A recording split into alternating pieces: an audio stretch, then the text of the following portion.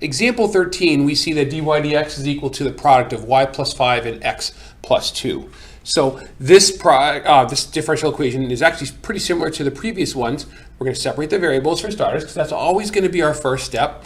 And to do so, we're going to need to divide the y plus 5 over to the left side. So we have dy over y plus 5. And then we're going to have to multiply the dx over to the other side. So we have the quantity x plus 2 dx. Right? And now that we have that, where did I put my marker? We can antiderive both sides.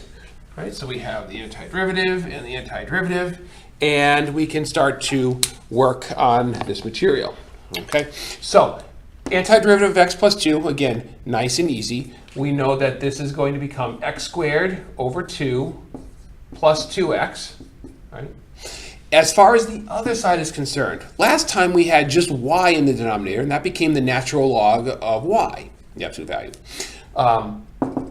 This is going to become the natural log of the absolute value of y plus 5. All right, that's going to be in there. But do we need anything else? Because again, this isn't more than just y. This is an inner function. This is in essence like we're doing u substitution. We just got to double check real quick.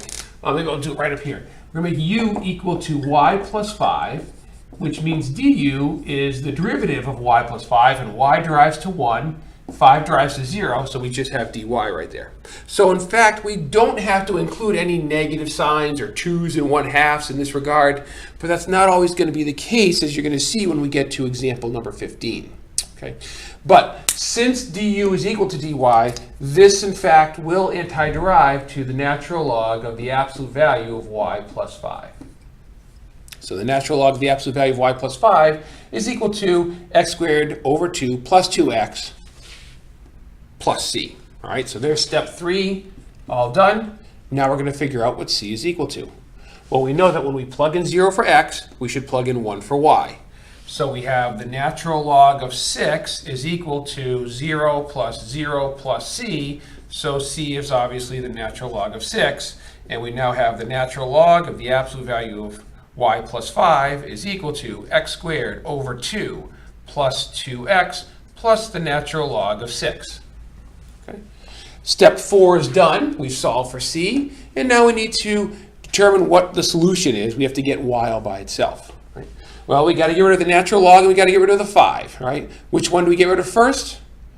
Yeah, it's going to be the natural log. So just like last time, we are going to raise both sides of the equation up into the exponent of e, all right? Because whatever we do to one side, we have to do to the other. That allows us to just simplify the left side to y plus 5. And remember, we no longer need the absolute value signs because on the left side we have e, and e is always positive. All right?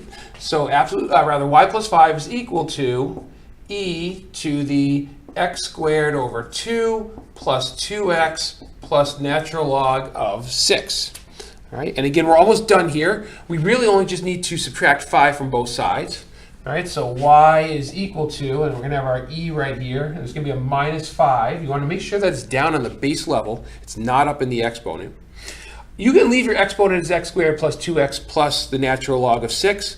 But as we talked about in the previous video or two, we can actually break this up a little bit. Let's keep the x squared over 2 and the 2x, and I'm going to wrap it in parentheses to distinguish that that's my exponent and that the minus 5 is not part of the exponent. And then again, e to the natural log of 6, that's just 6, so that's going to end up becoming our coefficient. So this is a nice answer right here, although keep in mind that if you had e to the x squared over 2 plus 2x plus natural log of 6 minus 5, that would also be 100% correct.